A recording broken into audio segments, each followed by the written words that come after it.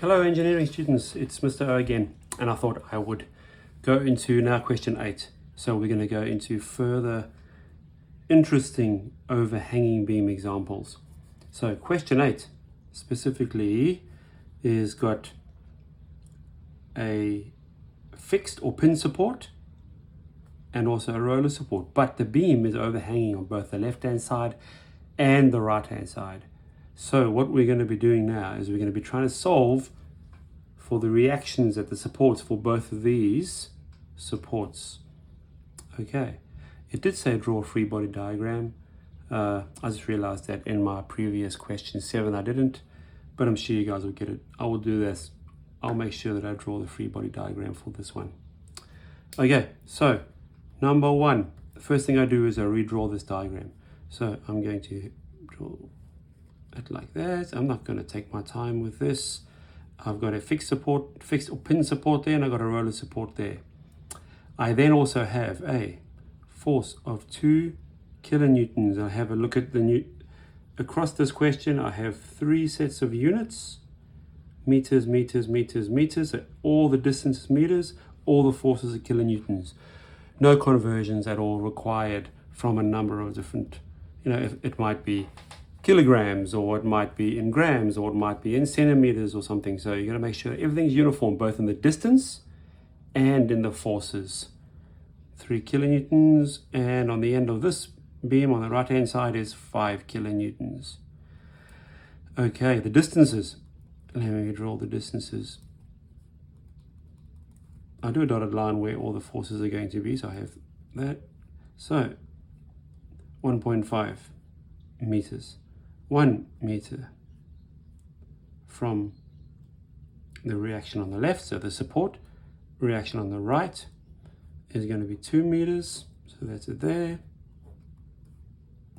and 1.5 meters. I redraw this just so that I can get my head around, and so I don't make a mistake, head around the whole drawing. Okay, so my assumptions are going to be pretty simple. Okay, the sum, we have not been told that this is not in equilibrium, so we've been told that we have to then assume that it's in equilibrium. Therefore, the sum of the moments across this whole beam, across both of those supports, is going to be 0. Okay, and a moment is the force times the distance from that moment. What I will say is that my clockwise will be positive, and my counterclockwise will be negative. I will also say that the sum of the forces vertical equals 0, and the sum of the forces horizontal on this beam, externally acted on this beam, will be 0 as well. And so what I then do is I go up will be positive, to the right will be positive, down will be negative, and to the left will be negative, just so that I can maintain consistency. This being my vertical and this being my forces horizontal. So all the sum of those will equal 0 there, and that should equal 0. Okay, so next thing, let's try and figure this out. Just for simplicity's sake, and I think I've told this to you guys before, we always start on the left hand side because it's simpler, and then we start off with a moment calculation.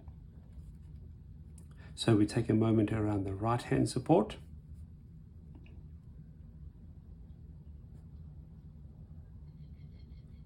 around the right hand, I'll correct that. We take a moment around the left hand support, okay, in order to find this unknown, which is the reaction at the right hand side.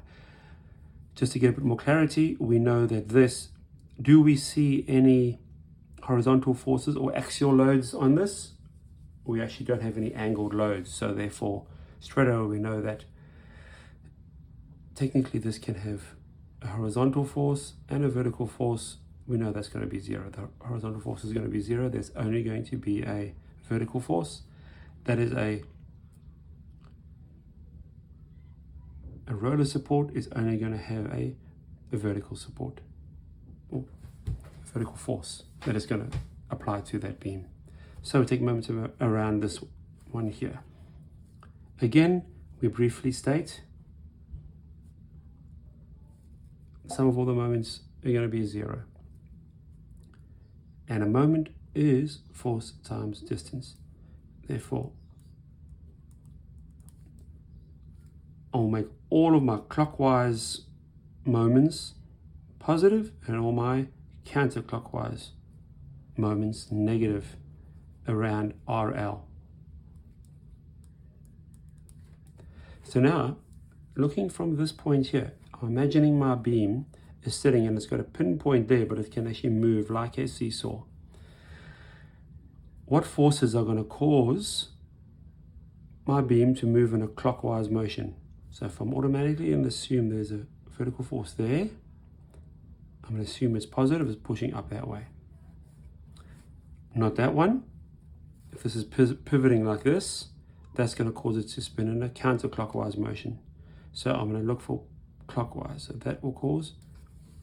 So I will do this. Force times distance of the 3 kilonewton one. Force is 3, because they're all kilonewtons, times 1. Any others? Yes, I've got another one there.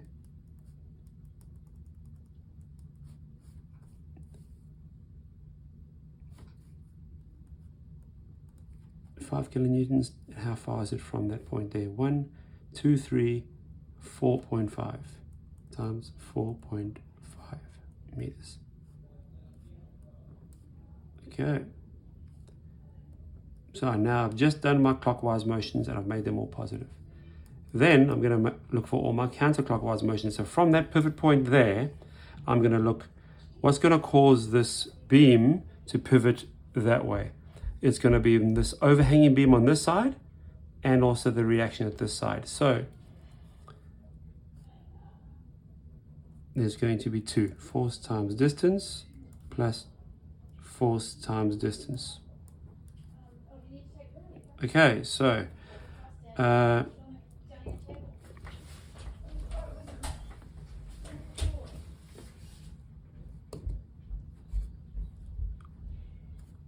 this force is 2 and it is 1.5. It is going to be pivoting it counterclockwise. So that's 2 kilonewtons times 1.5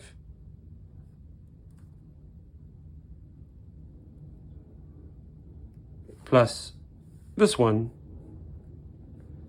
because that's 1.5 from there. This is 1 and it's 2. So it would be, we don't know what it is. So it's a reaction to RR times 3.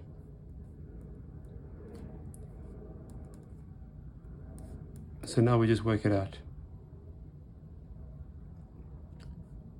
3,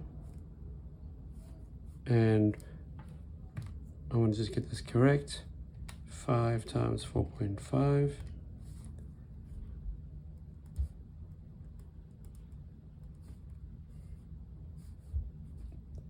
Two times 1.5, it should be 3.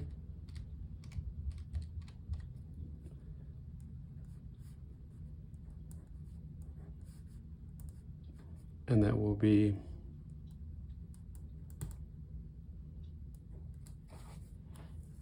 simplify that again further. That will be 25.5 minus 3 minus 3 times reaction on the right. And so 2.5, 25.5, so sorry, minus 3 gives me still positive, 22.5 minus 3, I'll take that to the other side, it becomes positive 3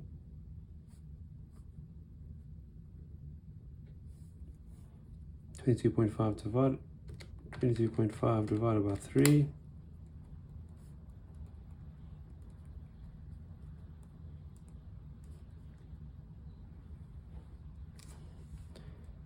Kilonewtons per meter.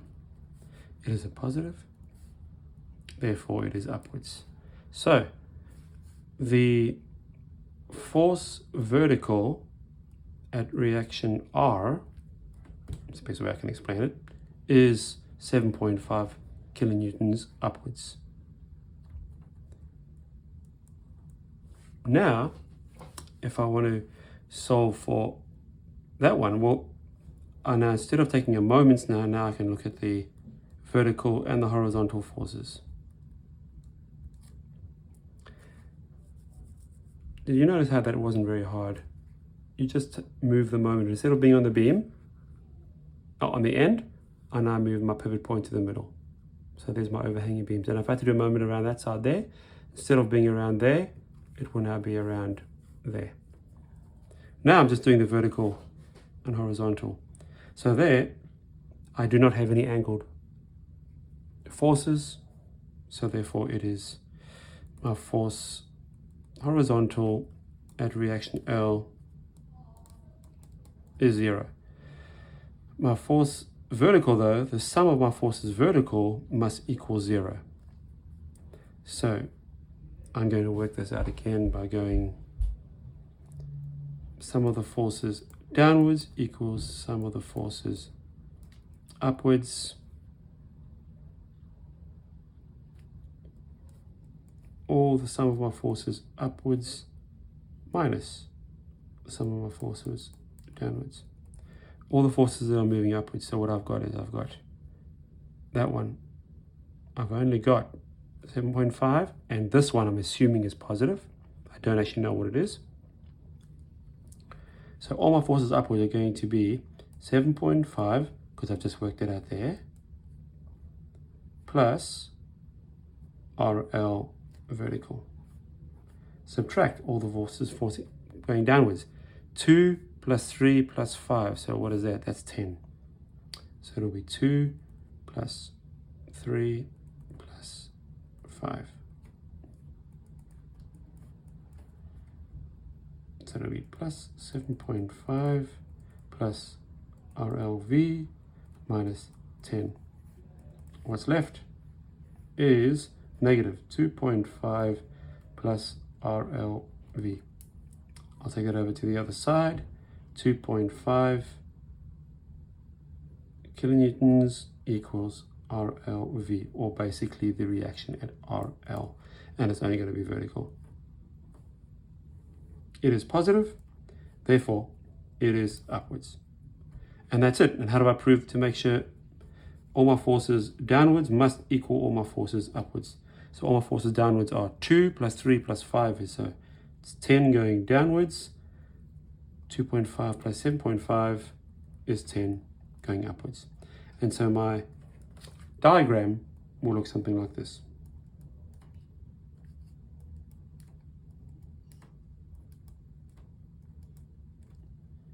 Two, 3, and 5 kilonewtons,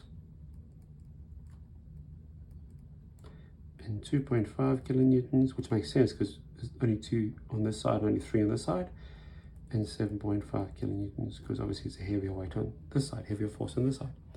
And that's your answer. Overhanging beams, it's not that hard. You just move the pivot point to that point there. I hope that helps, guys. I'm going to move now onto some axial angled loads applied to beams, as well as uniform distributed loads. And then once I've done that, we're going to go into shear force and bending moment diagrams. I hope this helps, guys. See ya.